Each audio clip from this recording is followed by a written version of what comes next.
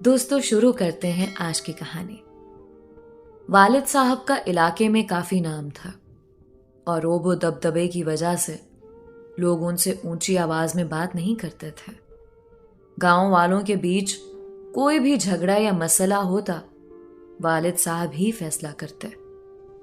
میرا بھائی فیصل بھی والد صاحب سے بہت ڈرتا تھا۔ ان کی سخت مزاجی کی وجہ سے گھر کے اندر بھی کسی کی جرات نہ تھی کہ ان کا حکم ٹالے اور ان کے سامنے دم بھی مار سکے۔ امی کے انتقال کے وقت میں کالج کے آخری سال میں اور فیصل 9ویں کے امتحان دے رہا تھا۔ ہم بہن بھائی میں بہت محبت تھی۔ ماں کے بعد بڑی بہن ہونے کے ناطے ساری ذمہ داری مجھ پہ آ پڑی اور میں فیصل کا بہت خیال رکھنے لگی۔ وہ اپنا ہر مسئلہ، ہر بات مجھ سے کرتا اور میں بابا جان کو بتاتی، کیونکہ میں سمجھدار تھی اور اپنے بابا جان کے مزاج کو سمجھتی تھی۔ والد صاحب کے 8 مربع اراضی تھی۔ گھر میں کسی شے کی کمی نہ تھی سوائے ماں کے۔ جب ان کی یاد آتی تو ہم اداس ہو جاتے۔ فیصل ماں کو بہت یاد کرتا تھا۔ وہ روتا تو میں اس کے آنسو پونچھتی، دلاسا دیتی، سمجھاتی کہ اگر ماں کی روح کو سکون دینا چاہتے ہو تو پڑھائی پر توجہ دو، کچھ بن کر دکھاؤ اور اپنا مستقبل روشن کرو۔ امی مرحومہ کی بہت خواہش تھی کہ فیصل انجینئر بنے۔ میری حوصلہ افزائی سے وہ بہت توجہ سے دل لگا کر پڑھنے لگا۔ FSC کے بعد والد صاحب نے اسے پڑھنے کے لیے لاہور کے ایک اعلیٰ انجینئرنگ کالج میں داخلہ دلا دیا۔ پھر وہ دن بھی آ گیا جس کا ہم سب کو انتظار تھا۔ میرے بھائی نے والدہ مرحومہ کی خواہش کی تکمیل کی اور انجینئر بن گیا۔ بابا جان کی کوشش سے اس کی ملازمت پنجاب کے ایک چھوٹے سے شہر میں ہو گئی، جہاں غیر ملکی ماہرین کے تعاون سے ایک پروجیکٹ پر کام ہو رہا تھا۔ بھائی کو وہاں جو رہائش گاہ ملی اس کے سامنے سینئر کا مکان تھا، جس کی ایک جوان سال اور خوبصورت بیٹی تھی۔ اس کا نام مہرین تھا۔ وہ جب کالج جانے کے لیے گھر سے نکلتی اسی وقت بھائی بھی آفس جا رہا ہوتا۔ یوں دونوں کی صبح سویرے مڈ بھیڑ ہو جاتی۔ مہرین فیصل کو پسند کرنے لگی۔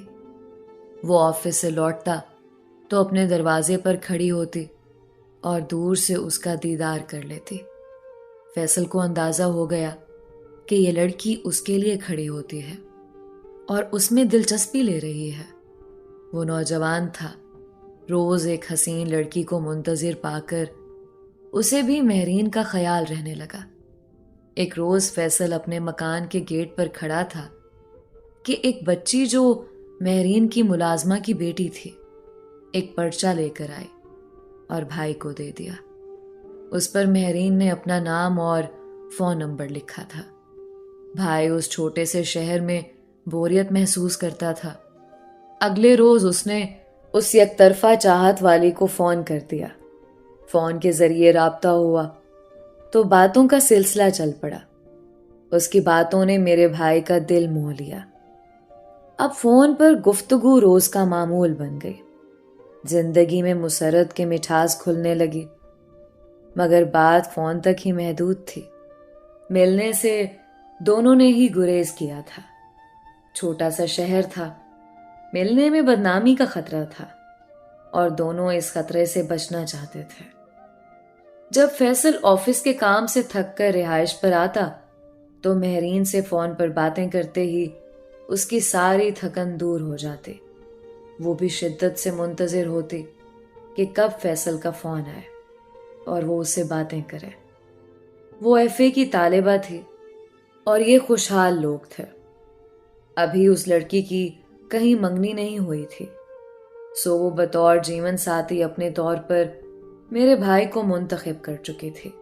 وہ دن رات اس کی دلہن بننے کے خواب دیکھنے لگی اس نے فیصل کو بتا دیا تھا کہ وہ اس کے ساتھ شادی کی متمنی ہے، اور یہ بھی کہ اس کے والدین کی طرف سے کوئی رکاوٹ نہیں آئے گی، کیونکہ اس کے ماں باپ نے کہہ دیا تھا کہ وہ بیٹی کی شادی میں اس کی پسند کا خیال کریں گے، بشرطے کہ لڑکا اچھے خاندان کا اور پڑھا لکھا ہو۔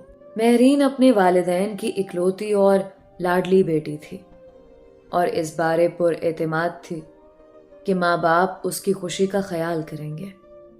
وہ تو مطمئن تھی، مگر فیصل کا معاملہ برعکس تھا۔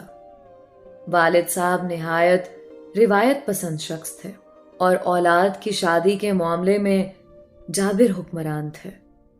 ہماری مجال نہ تھی کہ ان کی مرضی کے خلاف سوچتے یا حکم عدولی کر سکتے۔ اس بار جب بھائی گھر آیا، بابا جان نے اس کی شادی کا تذکرہ چھیڑ دیا۔ میرا نکاح تو انہوں نے پہلے ہی اپنے بڑے بھائی کے بیٹے سے کر دیا تھا، بس رخصتی ہونا باقی تھی۔ بابا جان چاہتے تھے کہ فیصل کی شادی ان کی بھانجی سے ہو اور دونوں بچوں کی رخصتی ایک ساتھ کر دی جائے۔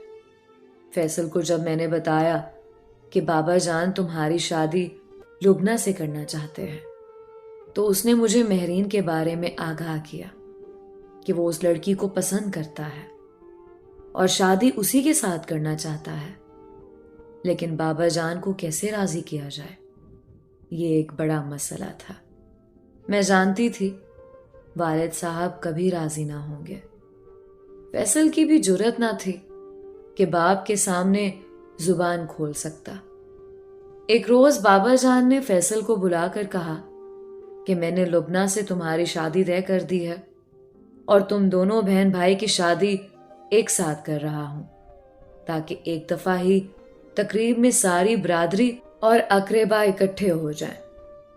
اس نادر شاہی فیصلے پر بھائی دم بخود ہو گیا، لیکن لب نہیں کھول سکا۔ باپ کے سامنے اس کا کچھ بھی کہنا بیکار تھا۔ اس نے وہاں جا کر مہرین کو فون پر بتا دیا کہ ابا جان میری شادی پھوپھی زاد لبنہ کے ساتھ کر رہے ہیں۔ یہ سن کر وہ بہت رنجیدہ ہو گئی، اسے ضبط نہ ہو سکا، اور وہ پہلی بار فیصل سے ملنے اس کے آفس پہنچ گئی۔ آفس میں لوگ تھے۔ فیصل نے کسی طرح اس کو سمجھا بجھا کر واپس بھیج دیا کہ گھر پر بات کریں گے، مگر اس نے پھر مہرین سے بات نہ کی اور رابطہ ختم کر دیا۔ مہرین نے بہت کوشش کی کہ فون پر تو بات ہو، مگر بھائی نے اس کا فون نہ سنا۔ تب وہ ایک روز دوبارہ آفس آ تھمکی۔ وہ بڑی دلیر لڑکی تھی۔ آفس میں اس نے واویلا مچا دیا کہ تم مجھ سے فون پر گھنٹوں میٹھی میٹھی باتیں کر سکتے ہو اور شادی نہیں کر سکتے، تمہیں مجھ سے شادی کرنا ہوگی۔